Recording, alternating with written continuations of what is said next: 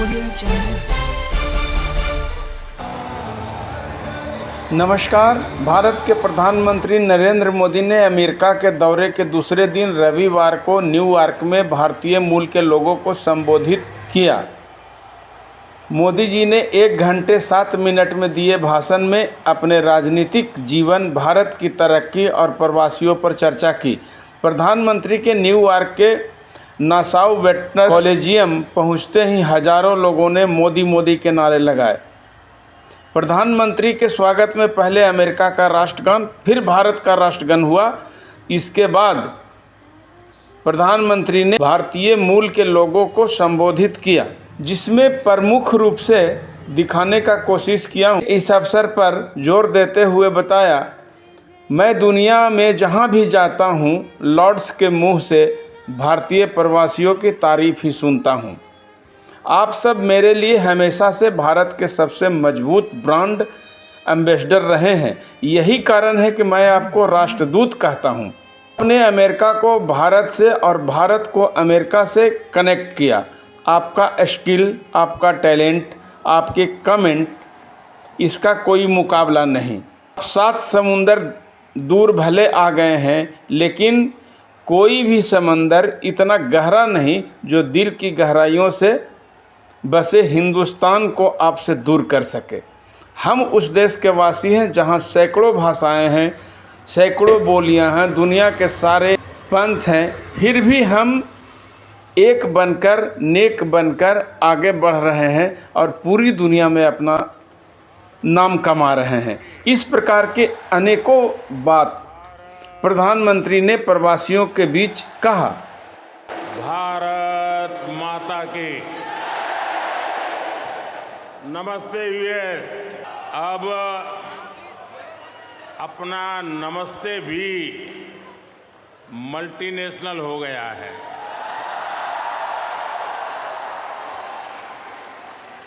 Local से global हो गया।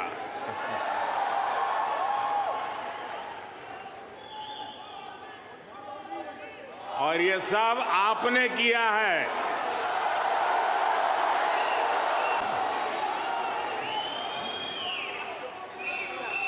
अपने दिल में भारत को बसाकर रखने वाले हर भारतीय ने ये किया है। साथियों, यहां आप इतनी दूर दूर से आए हैं। कुछ पुराने चेहरे हैं, कुछ नए चेहरे हैं।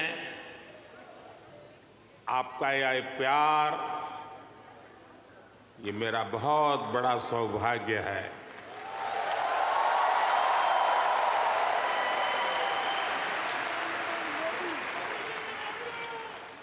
मुझे वो दिन याद आते हैं जब मैं पीएम भी नहीं था, सीएम भी नहीं था, नेता भी नहीं था।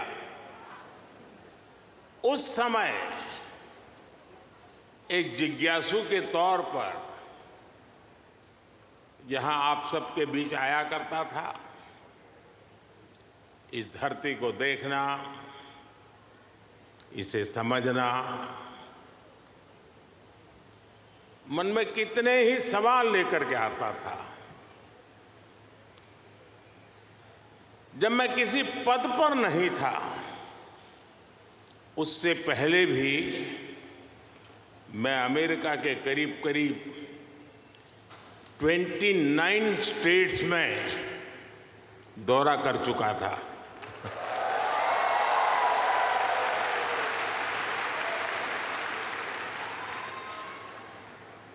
उसके बाद जब मैं सीएम बना तो टेक्नोलॉजी के माध्यम से आपके साथ जुड़ने का सिलसिला जारी रहा। 2014 में मेडिसन स्क्वायर,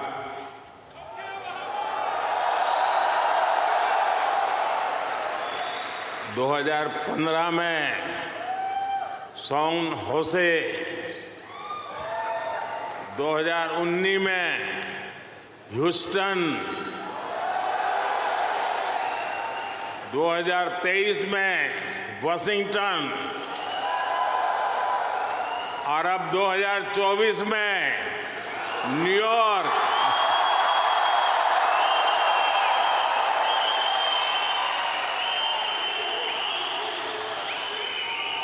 और आप लोग हर बार पिछला रिकॉर्ड तोड़ देते हैं।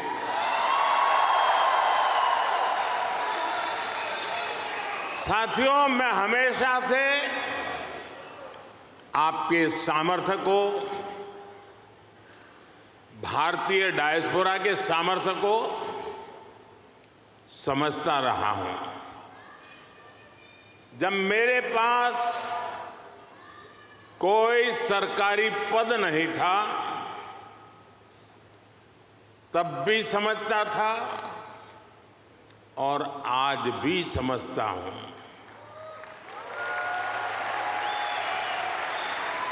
आप सब मेरे लिए हमेशा से भारत के सबसे मजबूत ब्रांड एम्बेसडर रहे हैं।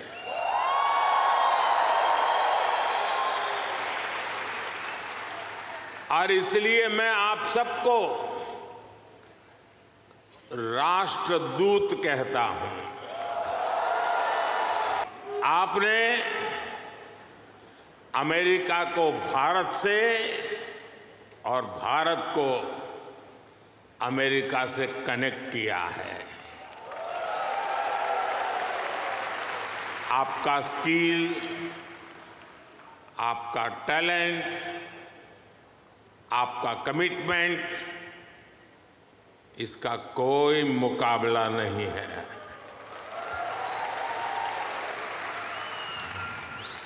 आप 7 समंदर पार भले आए गए हैं, लेकिन कोई समंदर इतना गहरा नहीं जो दिल की गहराइयों में बसे हिंदुस्तान को आपसे दूर कर सके। मां भारती ने जो हमें सिखाया है वो हम कभी भी भूल नहीं सकते। हम जहां भी जाते हैं सबको परिवार मानकर उनसे घुल मिल जाते हैं। डायवर्सिटी को समझना, डायवर्सिटी को जीना, उसे अपने जीवन में उतारना, ये हमारे संस्कारों में है, हमारी रगों में है।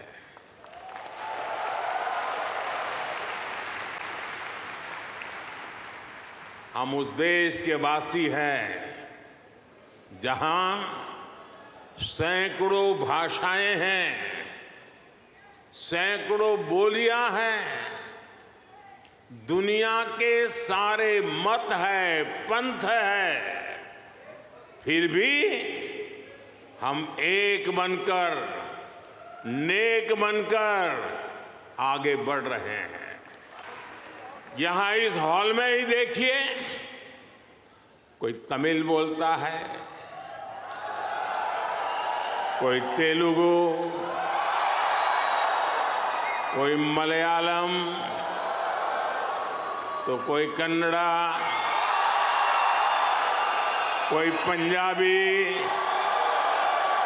तो कोई मराठी और तो कोई गुजराती। भाषा अनेक है लेकिन भाव एक है, और वो भाव है भारत माता की। वो भाव है भारतीयता। दुनिया के साथ जुड़ने के लिए ये हमारी सबसे बड़ी स्ट्रेंथ है, सबसे बड़ी ताकत है। यही वैल्यूज हमें सहज रूप से ही विश्व बंधु बनाती है।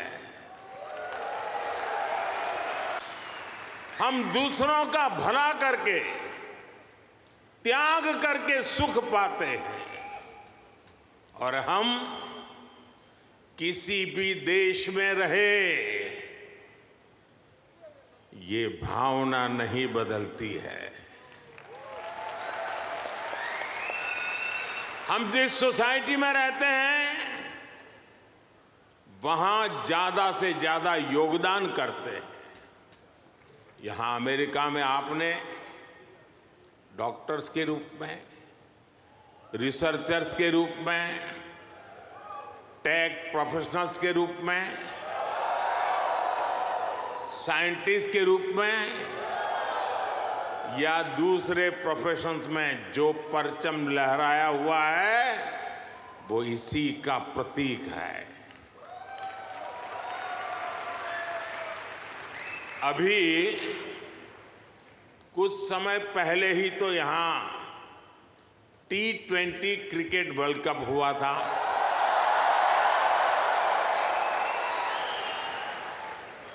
और यूएसए की टीम क्या गजब खेली,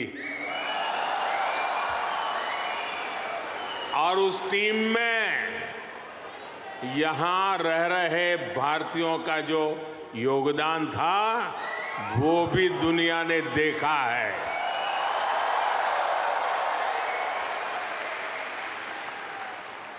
साथियों, दुनिया के लिए AI का मतलब है आर्टिफिशियल इंटेलिजेंस, लेकिन मैं मानता हूं कि AI का मतलब है अमेरिकन इंडियन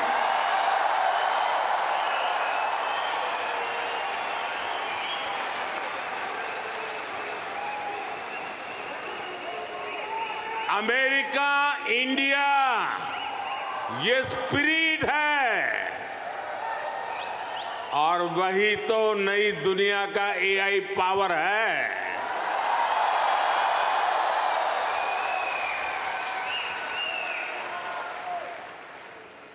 यही AI स्पिरिट भारत अमेरिका रिश्तों को नई ऊंचाई दे रहा है। मैं आप सभी को, इंडियन डायस्पोरा को सैल्यूट करता हूं।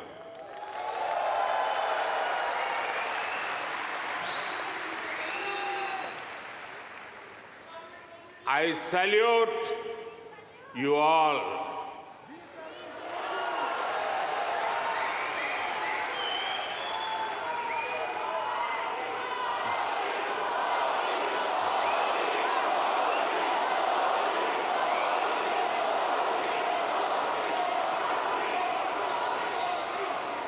साथियों, मैं दुनिया में जहां भी जाता हूं, हर लीडर के मुंह से भारतीय डायस्पोरा की तारीफ ही सुनता हूं।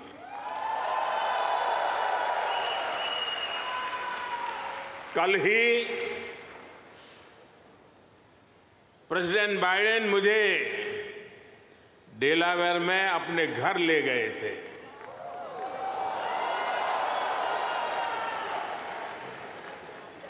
उनकी आत्मीयता, उनकी गर्मजोशी मेरे लिए दिल छू लेने वाला मोमेंट रहा।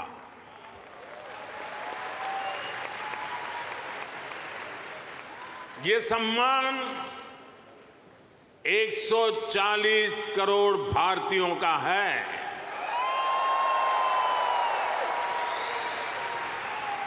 ये सम्मान आपका है, आपके पुरुषार्थ का है,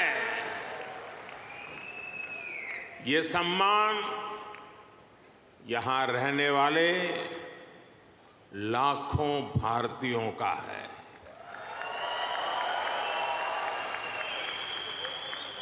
मैं प्रेसिडेंट बाइडेन का आभार करूंगा और साथ ही आपका भी आभार व्यक्त करूंगा। साथियों, 2024 का ये साल पूरी दुनिया के लिए बहुत अहम है।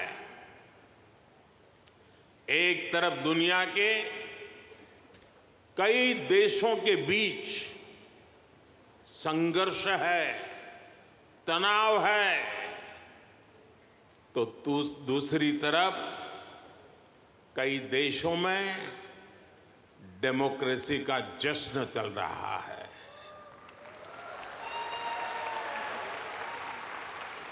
भारत और अमेरिका डेमोक्रेसी के जश्न में भी एक साथ है। जहां अमेरिका में चुनाव होने वाले हैं और भारत में चुनाव हो चुके हैं,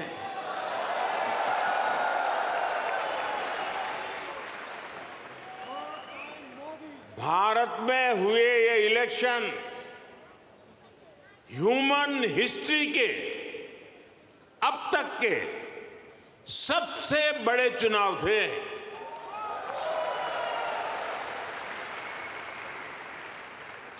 आप कल्पना कर सकते हैं, अमेरिका की कुल आबादी से भी करीब 2 गुने वोटर्स, इतना ही नहीं, पूरे यूरोप की कुल आबादी से ज्यादा वोटर्स, इतने सारे लोगों ने भारत में अपना वोट डाले।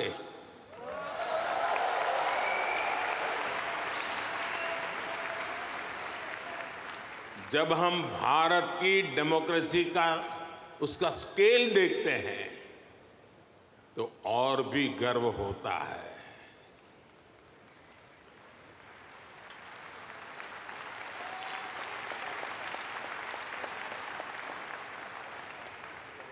तीन महीने का पोलिंग प्रोसेस,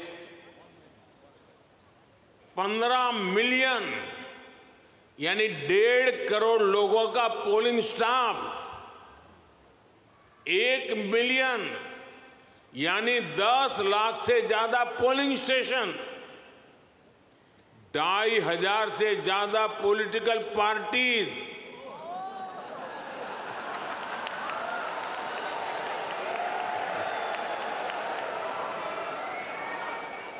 8,000 से ज्यादा कैंडिडेट्स, अलग अलग भाषाओं के हजारों न्यूज़पेपर्स, सैकड़ों रेडियो स्टेशन, सैकड़ों टीवी न्यूज चैनल, करोड़ों सोशल मीडिया अकाउंट्स, लाखों सोशल मीडिया चैनल्स, ये सब भारत की डेमोक्रेसी को वाइब्रेंट बनाते हैं।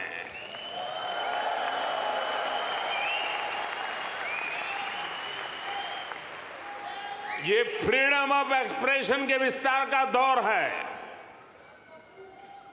इस लेवल की स्क्रूटनी से होकर हमारे देश की चुनावी प्रक्रिया गुजरती है। और साथियों, इस लंबी चुनावी प्रक्रिया से गुजरकर इस बार भारत में कुछ अभूतपूर्व हुआ है। क्या हुआ है? क्या हुआ है? अब की बार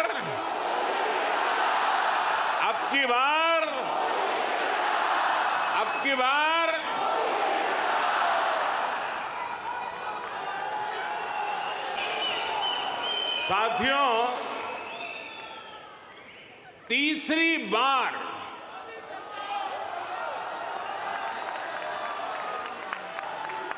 हमारी सरकार की वापसी हुई है।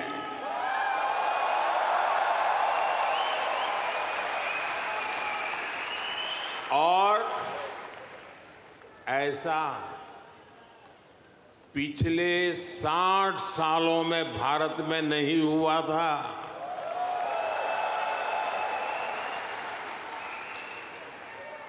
भारत की जनता ने ये जो नया मैंडेट दिया है उसके मायने बहुत है और बहुत बड़े भी हैं।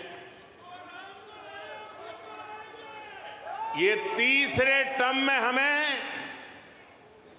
बहुत बड़े लक्ष्य साधने हैं।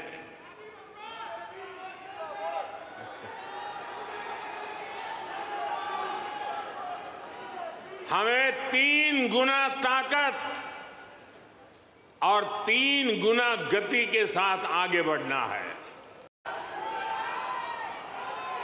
आपको एक शब्द याद रहेगा, पुष्प।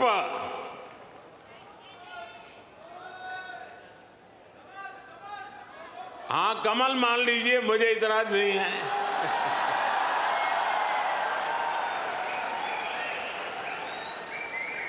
पुष्प,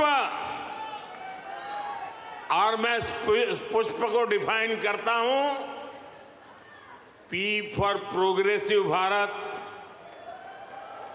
U for unstoppable Bharat, S for spiritual Bharat, H for humanity first को समर्पित Bharat, P for prosperous Bharat, यानी पुष्प। पुष्प की 5 पंखुड़ियों को मिलाकर ही विकसित भारत बनाएंगे।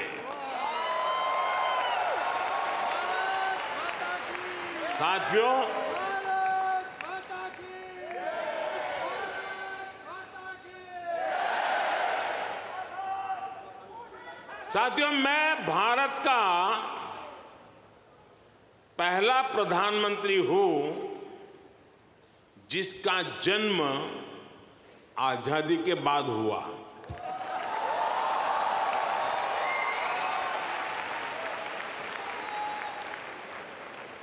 आजादी के आंदोलन में करोड़ों भारतीयों ने स्वराज के लिए जीवन खपा दिया था। उन्होंने अपना हित नहीं देखा, अपने कंफर्ट जोन की चिंता नहीं की। वो तो बस देश की आजादी के लिए सब कुछ भूलकर अंग्रेजों से लड़ने चल पड़े थे। उस सफर में किसी को फांसी का फंदा मिला, किसी के शरीर को गोलियों से भून दिया गया, कोई यातनाएं सहते हुए जेल में ही गुजर गया, कईयों की जवानी जिंदगी जेल में खप गई। साथियों, हम देश के लिए मर नहीं पाए, लेकिन हम देश के लिए जरूर जी सकते हैं।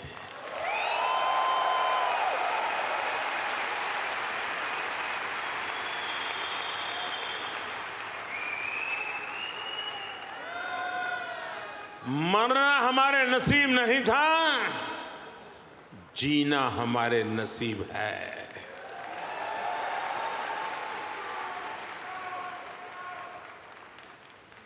पहले दिन से मेरा मन और मेरा मिशन एकदम क्लियर रहा है। मैं स्वराज के लिए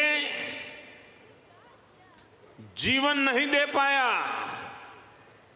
लेकिन मैंने तय किया सुराज और समृद्ध भारत के लिए जीवन समर्पित करूंगा। मेरे जीवन का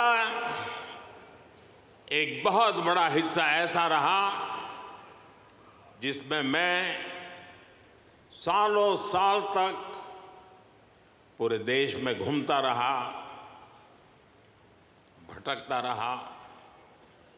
जहां खाना मिला वहां खा लिया, जहां सोने को मिला वहां सो लिया। समंदर के किनारे से लेकर पहाड़ों तक, रेगिस्तान से लेकर बर्फीली चोटियों तक मैं हर क्षेत्र के लोगों से मिला, उनको जाना, समझा। मैंने अपने देश के जीवन, अपने देश की संस्कृति, अपने देश की चुनौतियों का फर्स्ट हैंड एक्सपीरियंस लिया। वो भी एक वक्त था जब मैंने अपनी दिशा कुछ और तय की थी, लेकिन नियति ने मुझे राजनीति में पहुंचा दिया। कभी नहीं सोचा था कि एक दिन चीफ मिनिस्टर बनूंगा, और बना तो गुजरात का लॉन्गेस्ट सर्विंग चीफ मिनिस्टर बन गया। 13 साल तक गुजरात का चीफ मिनिस्टर रहा। इसके बाद लोगों ने प्रमोशन देकर मुझे प्राइम मिनिस्टर बना दिया।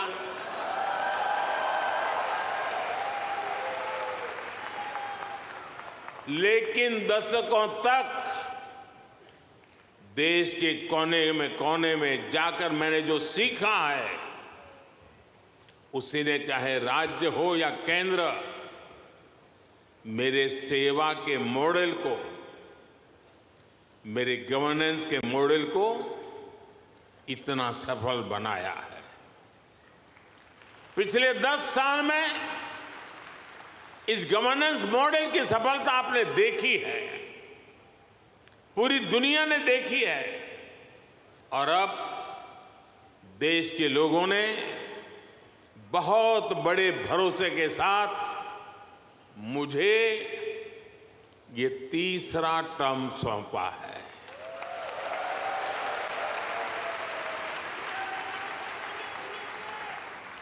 ये थर्ड टर्म में मैं 3 गुना ज्यादा दायित्व बोध के साथ आगे बढ़ रहा हूं। साथियों, आज भारत दुनिया के सबसे युवा देशों में से एक है। भारत एनर्जी से भरा हुआ है, सपनों से भरा हुआ है। रोज नए कीर्तिमान, हर रोज नई खबर। आज ही एक और बहुत अच्छी खबर मिली है। चेस ओलंपियाड में मेंस और वुमेन्स दोनों में भारत को गोल्ड मिला है।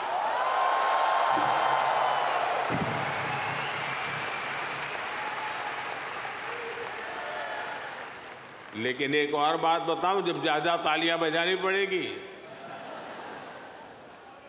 ये लगभग 100 साल के इतिहास में पहली बार हुआ है।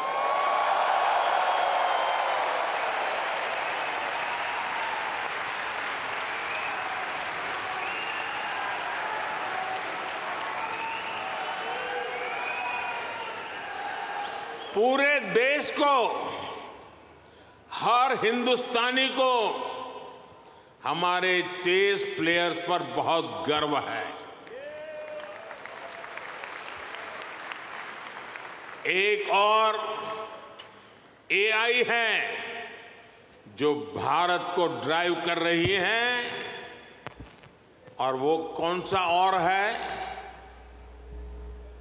वो है A for aspirational, I for India, aspirational India. ये नया फोर्स है, नई ऊर्जा है। आज करोड़ों भारतीयों की एस्पिरेशन भारत की ग्रोथ को ड्राइव कर रही है। हर एस्पिरेशन नए अचीवमेंट को जन्म देती है और हर अचीवमेंट नए एस्पिरेशन के लिए खाद पानी बन रही है। एक दशक में भारत 10वें नंबर से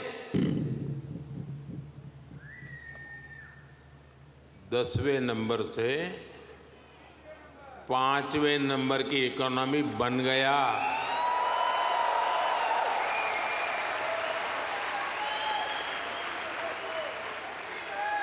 अब हर भारतीय चाहता है कि भारत जल्दी से 3rd लार्जेस्ट इकोनॉमी बने।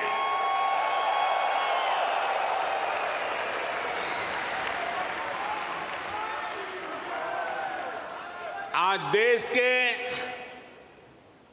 एक बहुत बड़े वर्ग की बेसिक नीड्स पूरी हो रही है।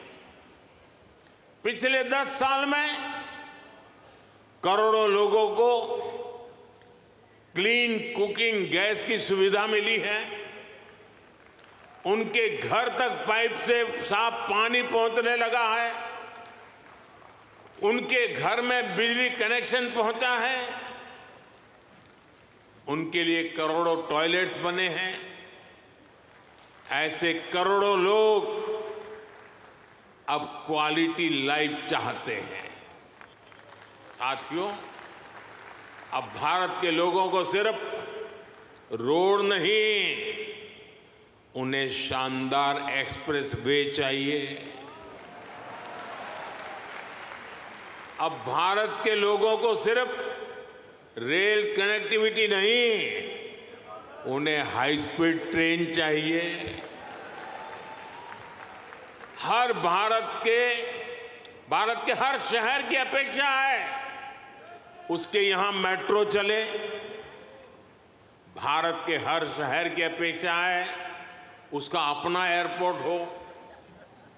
देश का हर नागरिक, हर गांव शहर चाहता है कि उसके यहां दुनिया की बेस्ट सुविधाएं हो।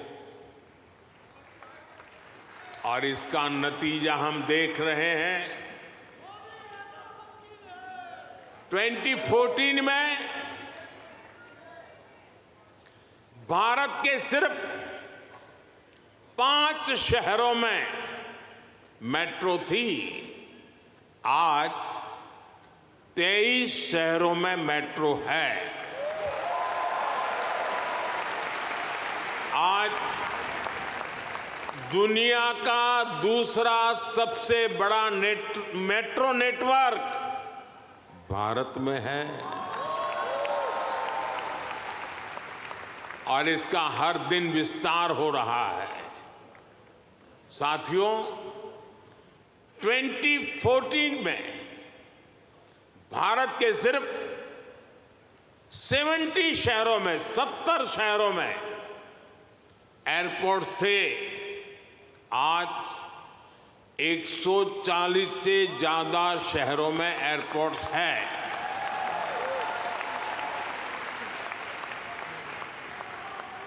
2014 में 100 से भी कम ग्राम पंचायतों में ब्रॉडबैंड कनेक्टिविटी थी। 100 से भी कम। आज 2 लाख से भी ज्यादा पंचायतों में ब्रॉडबैंड कनेक्टिविटी है। 2014 में भारत में 140 मिलियन यानी 14 करोड़ के आसपास एलपीजी कंज्यूमर थे। आज भारत में 310 मिलियन यानी 31 करोड़ से ज्यादा एलपीजी कंज्यूमर है। जिस काम में पहले सालों लग जाते थे वो काम अब महीनों में खत्म हो रहा है।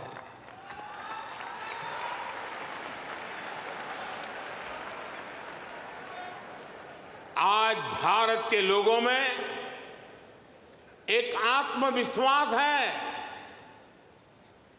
एक संकल्प है, मंजिल तक पहुंचने का इरादा है। भारत में डेवलपमेंट एक पीपल्स मूवमेंट बन रहा है और हर भारतीय विकास के इस मूवमेंट में बराबर का पार्टनर बन गया है। उसे भरोसा है भारत की सफलता पर, भारत की उपलब्धियों पर। साथियों, भारत आज लैंड ऑफ अपॉर्चुनिटीज है, अवसरों की धरती है।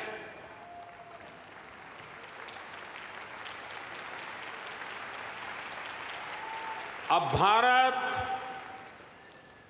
अवसरों का इंतजार नहीं करता, अब भारत अवसरों का निर्माण करता है।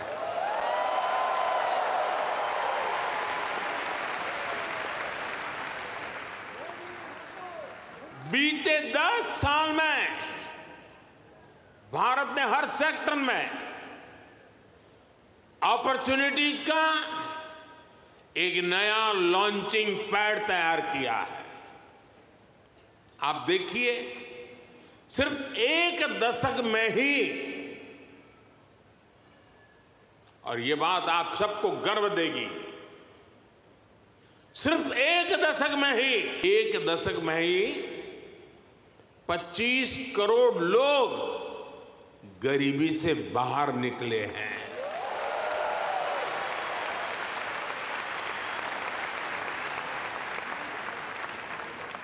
ये कैसे हुआ?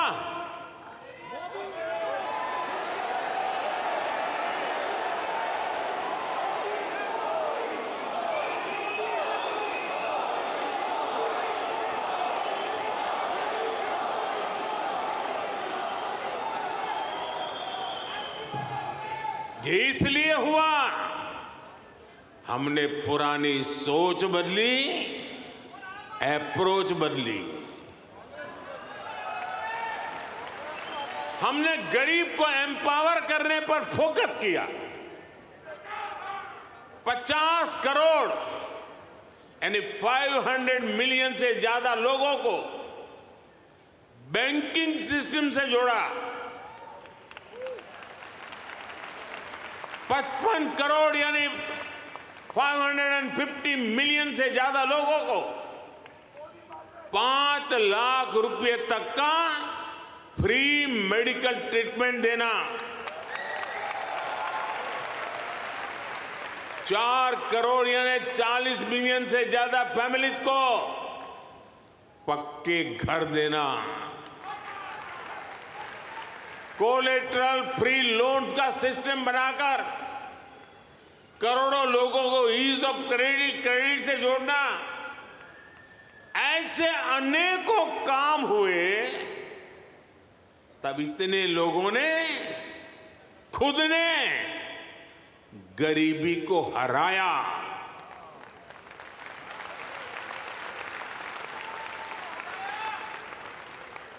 और वो गरीबी से निकल करके आज यही नियो मिडिल क्लास भारत के डेवलपमेंट को तेज गति दे रहा है। साथियों,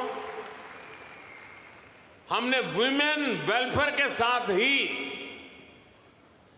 विमेन लेड डेवलपमेंट पर फोकस किया है। सरकार ने जो करोड़ों घर बनवाए, उनकी रजिस्ट्री महिलाओं के नाम हुई है। जो करोड़ों बैंक खाते खुले, उसमें आधे से ज्यादा खाते महिलाओं के खाते खुले। 10 साल में भारत की 10 करोड़ महिलाएं माइक्रो एंटरप्रेन्योरशिप स्कीम से जुड़ी है। मैं आपको एक और एग्जाम्पल देता हूं। हम भारत में एग्रीकल्चर को टेक्नोलॉजी के साथ जोड़ने में अनेक प्रयास कर रहे हैं। उसमें आज खेती में, किसानी में भरपूर मात्रा में ड्रोन का उपयोग आज भारत में नजर आता है। शायद ड्रोन आपके लिए नई बात नहीं है, लेकिन नई बात यह है इसकी जिम्मेदारी कौन संभालता है पता है? ये रूरल विमेन के पास है।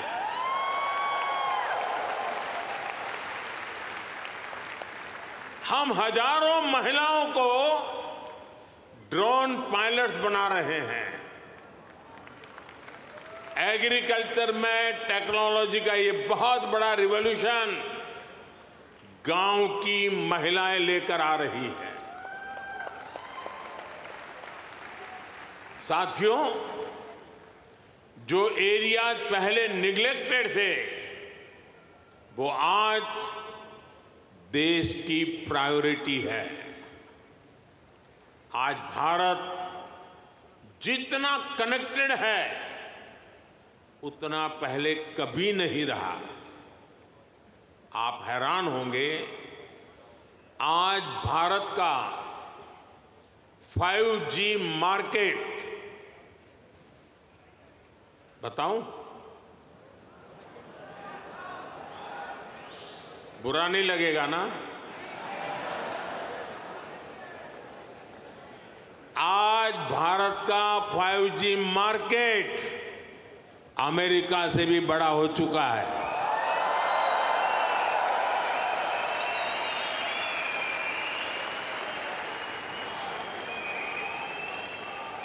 और ये 2 साल के भीतर भीतर हुआ है। अब तो Bharat made in India 6G पर काम कर रहा है। ये कैसे हुआ? ये इसलिए हुआ क्योंकि हमने इस सेक्टर को आगे बढ़ाने के लिए पॉलिसीज बनाई। हमने मेड इन इंडिया टेक्नोलॉजी पर काम किया।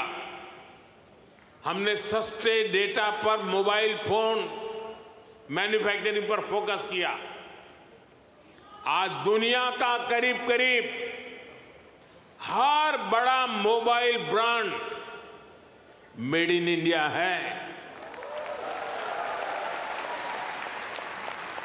आज भारत दुनिया का दूसरा सबसे बड़ा मोबाइल मैन्युफैक्चरर है।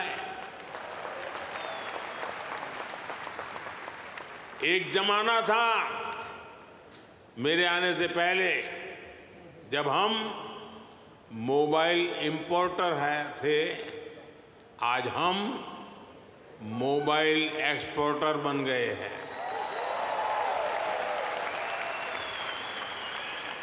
साथियों, अब भारत पीछे नहीं चलता। अब भारत नई व्यवस्थाएं बनाता है। अब भारत नेतृत्व करता है।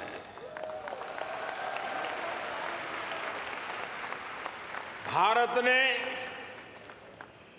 डिजिटल पब्लिक इंफ्रास्ट्रक्चर डीपीआई का नया कंसेप्ट दुनिया को दिया है। डीपीआई ने इक्वेलिटी को प्रमोट किया है। ये करप्शन को कम करने का भी बहुत बड़ा माध्यम बन गया है। भारत का यूपीआई आज पूरी दुनिया को आकर्षित कर रहा है।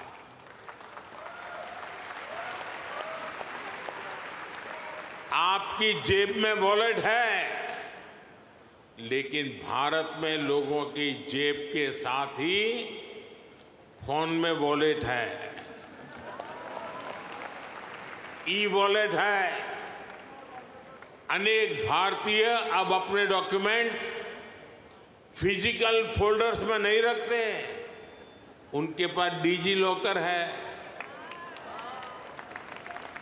वो एयरपोर्ट में जाते हैं तो डिजी यात्रा से सीमलेस ट्रैवल करते हैं। ये digital public infrastructure jobs, innovation और इससे जुड़ी हर टेक्नोलॉजी का लॉन्चिंग पैड बन गया है। साथियों, भारत अब रुकने वाला नहीं है। भारत अब थमने वाला नहीं है। भारत चाहता है दुनिया में ज्यादा से ज्यादा device made in India chip पर चलें। हमने सेमीकंडक्टर सेक्टर को भी भारत की तेज ग्रोथ का आधार बनाया है। पिछले साल जून में भारत ने सेमीकंडक्टर सेक्टर के लिए इंसेंटिव घोषित किए थे। इसके कुछ ही महीनों बाद माइक्रोन की पहली सेमीकंडक्टर यूनिट का शिलान्यास भी हो गया।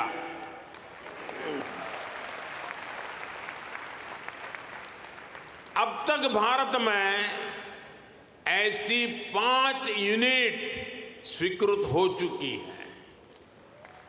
वो दिन दूर नहीं जब आप मेड इन इंडिया चिप यहां अमेरिका में भी देखेंगे। ये छोटी सी चिप विकसित भारत की उड़ान को नई ऊंचाई पर ले जाएगी। और ये मोदी की गारंटी है।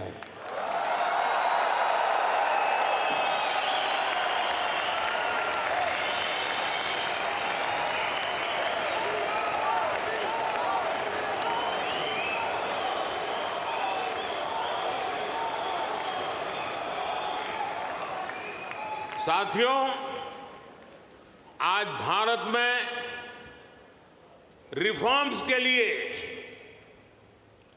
जो कन्विक्शन, जो कमिटमेंट है, वो अभूतपूर्व है। हमारा ग्रीन एनर्जी ट्रांजिशन प्रोग्राम इसका बहुत बड़ा उदाहरण है। दुनिया की 17% पॉपुलेशन होने के बावजूद ग्लोबल कार्बन एमिशन में भारत की हिस्सेदारी सिर्फ 4% है। दुनिया को बर्बाद करने में हमारा कोई रोल नहीं है। पूरी दुनिया की तुलना में एक तरह से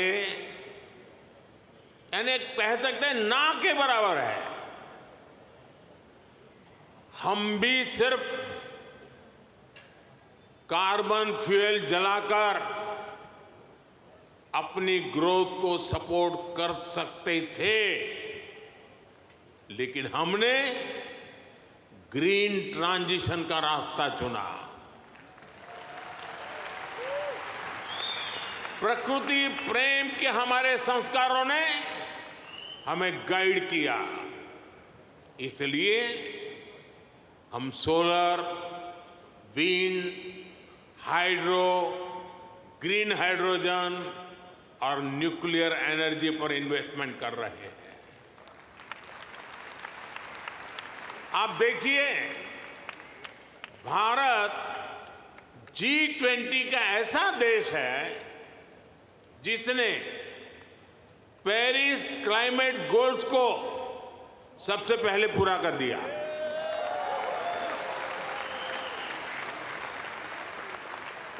दो 2014 के बाद से भारत ने अपनी सोलर एनर्जी इंस्टॉल कैपेसिटी को 30 गुना से ज्यादा बढ़ाया है।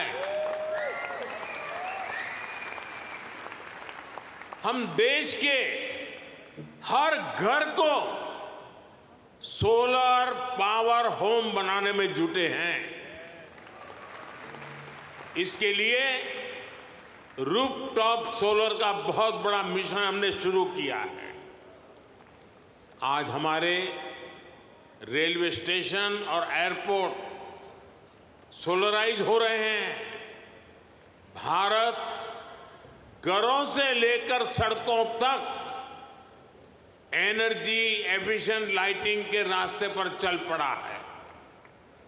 इन सारे प्रयासों से भारत में बहुत बड़ी संख्या में ग्रीन जॉब्स पैदा हो रहे हैं। साथियों, 21वीं सदी का भारत एजुकेशन, स्किल, रिसर्च और इनोवेशन के दम पर आगे बढ़ रहा है।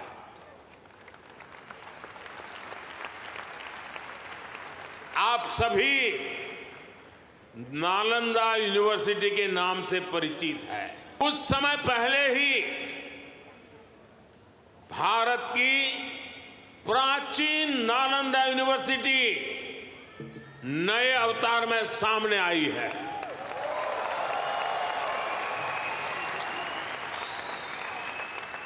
आज सिर्फ यूनिवर्सिटी को ही नहीं बल्कि नालंदा स्पिरिट को भी रिवाइव कर रहा है। पूरी दुनिया के स्टूडेंट्स भारत आकर पढ़ें, हम इस तरह का आधुनिक इकोनॉमिक सिस्टम बना रहे हैं। बीते 10 साल में भारत में, ये भी जरा आप लोगों को याद रखने जैसी बात बताता हूं मैं, बीते 10 साल में भारत में हर सप्ताह एक यूनिवर्सिटी बनी है।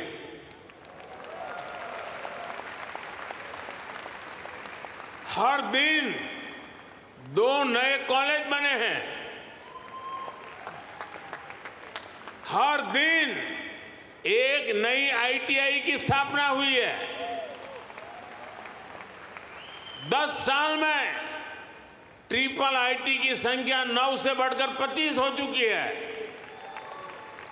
आईआईएम्स की संख्या 13 से बढ़कर 21 हो चुकी है। एम्स की संख्या 3 गुना बढ़कर 22 हो चुकी है। 10 साल में मेडिकल कॉलेजों की संख्या भी लगभग 2 गुनी हो चुकी है। टॉप ग्लोबल यूनिवर्सिटीज भी आज भारत आ रहे हैं, भारत का नाम है। अभी तक दुनिया ने भारत के डिजाइनर्स का दम देखा, अब दुनिया डिजाइन इन इंडिया का जलवा देखेगी। साथियों, आज हमारी साझेदारी पूरी दुनिया के साथ बढ़ रही है। पहले भारत सबसे समान दूरी की नीति पर चलता था, इक्वल डिस्टेंस। अब भारत सबसे समान नजदीकी की नीति पर चल रहा है।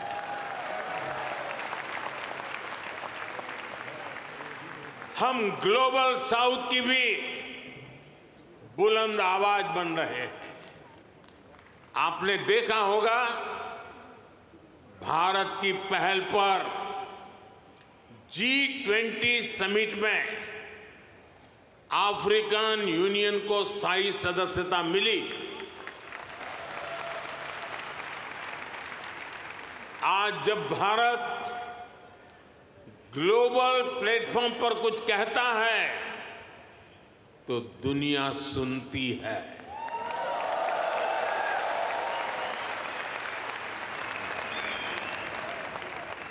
कुछ समय पहले जब मैंने कहा कि this is not the era of war, तो उसकी गंभीरता सबने समझी।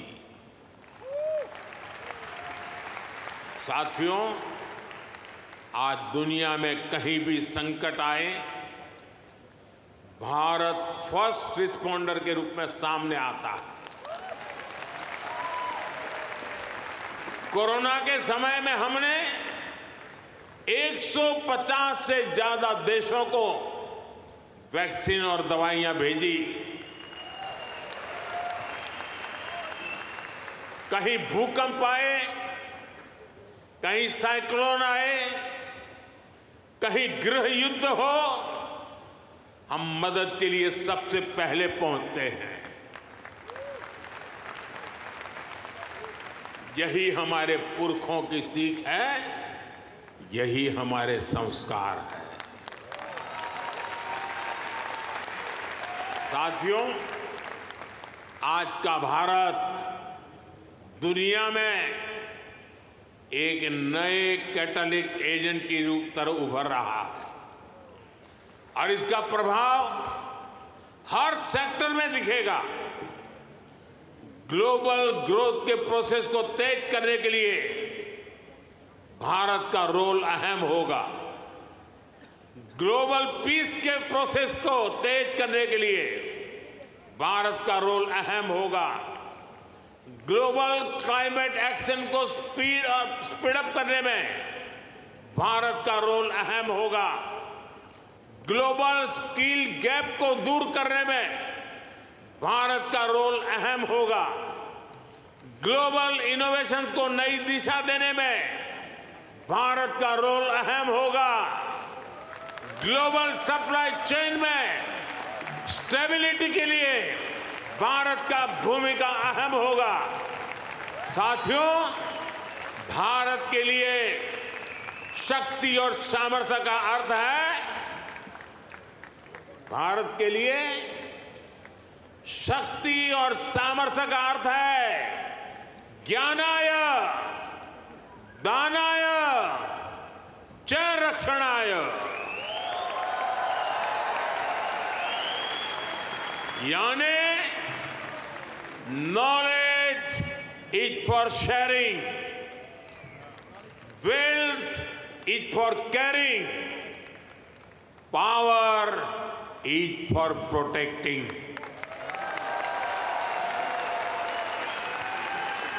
इसलिए भारत की प्राथमिकता दुनिया में अपना दबाव बढ़ाने की नहीं, अपना प्रभाव बढ़ाने की है।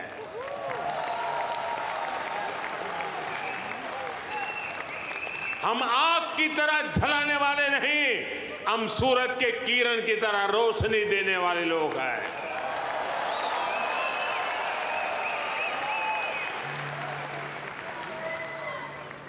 हम विश्व पर अपना दबदबा नहीं चाहते, हम विश्व की समृद्धि में अपना सहयोग बढ़ाना चाहते हैं। योग को बढ़ावा देना हो, सुपर फूड मिलेट्स को बढ़ावा देना हो, मिशन लाइफ यानी लाइफ स्टाइल फॉर एनवायरमेंट का विजन हो, भारत जीडीपी सेंट्रिक ग्रोथ के साथ ही ह्यूमन सेंट्रिक ग्रोथ को भी प्राथमिकता दे रहा है।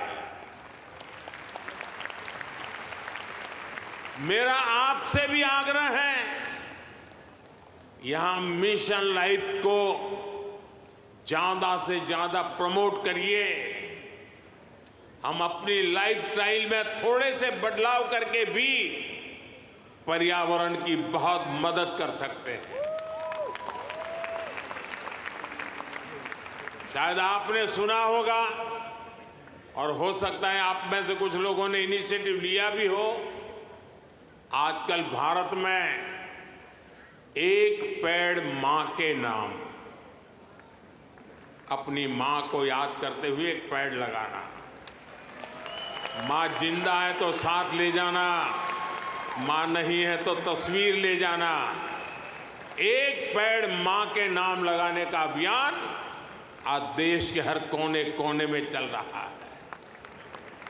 और मैं चाहूंगा आप सभी यहां भी ऐसा अभियान चलाएं।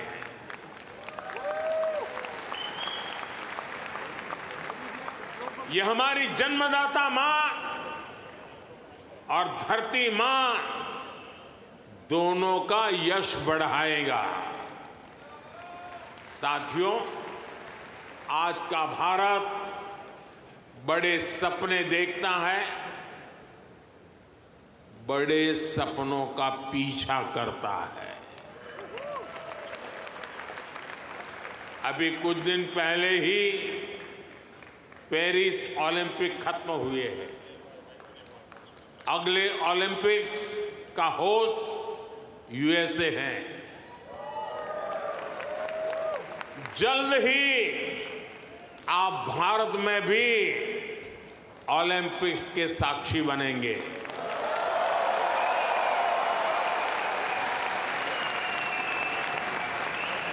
हम 2036 के ओलंपिक्स की मेजबानी के लिए हर संभव प्रयास कर रहे हैं।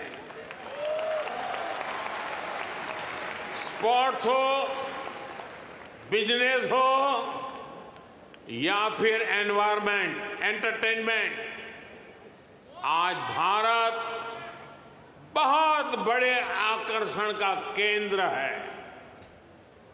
आज आईपीएल जैसी भारत की लीग्स दुनिया की टॉप लीग्स में से एक है। भारत की फिल्में ग्लोबली धूम मचा रही हैं। भारत आज ग्लोबल टूरिज्म में भी परचम लहरा रहा है। दुनिया के अलग अलग देशों में भारत के त्योहार मनाने की होड़ है। मैं देख रहा हूं इन दिनों हर शहर में लोग नवरात्रि का गरबा सीख रहे हैं।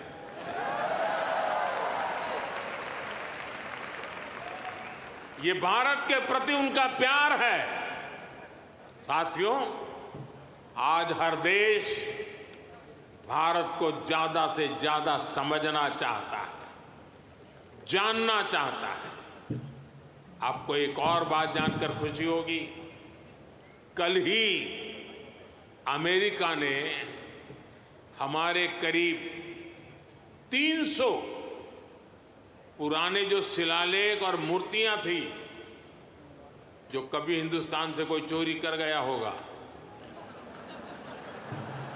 कोई 1500 साल पुरानी, कोई 2000 साल पुरानी, 300 शिलालेख और मूर्तियां भारत को लौटाई है।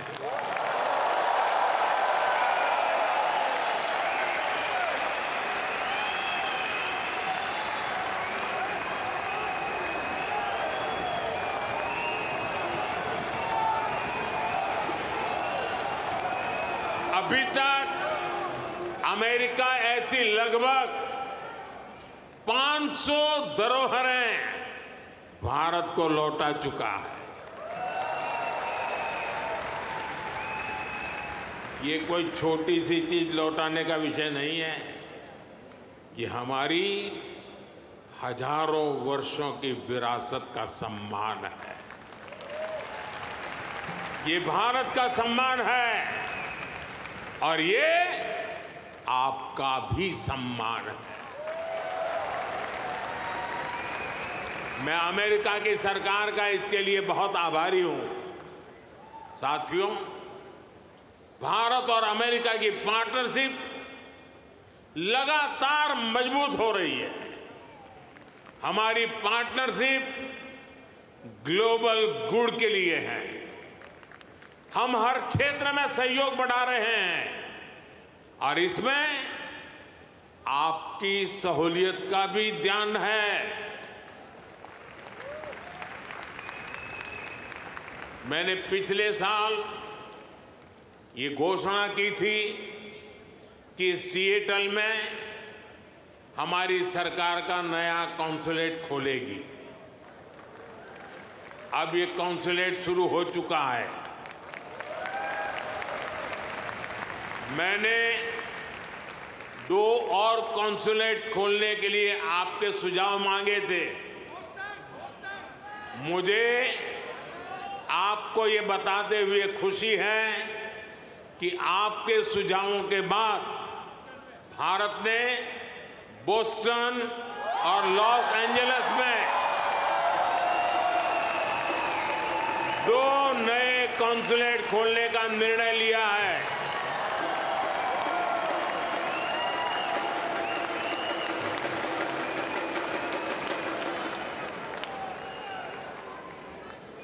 मुझे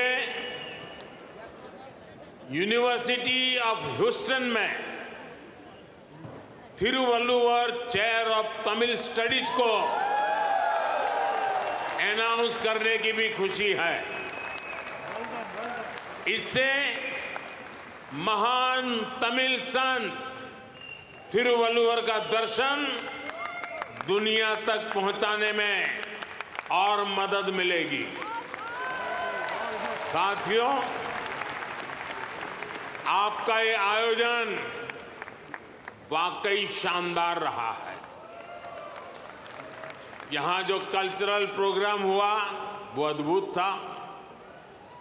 मुझे ये भी बताया गया है कि इस इवेंट के लिए हजारों लोग और भी आना चाहते थे, लेकिन वेन्यू छोटा पड़ गया। जिन साथियों से मैं यहां मिल नहीं पाया, उनसे मैं क्षमा चाहता हूं। उन सभी से अगली बार मुलाकात होगी, किसी और दिन, किसी और वेन्यू पर।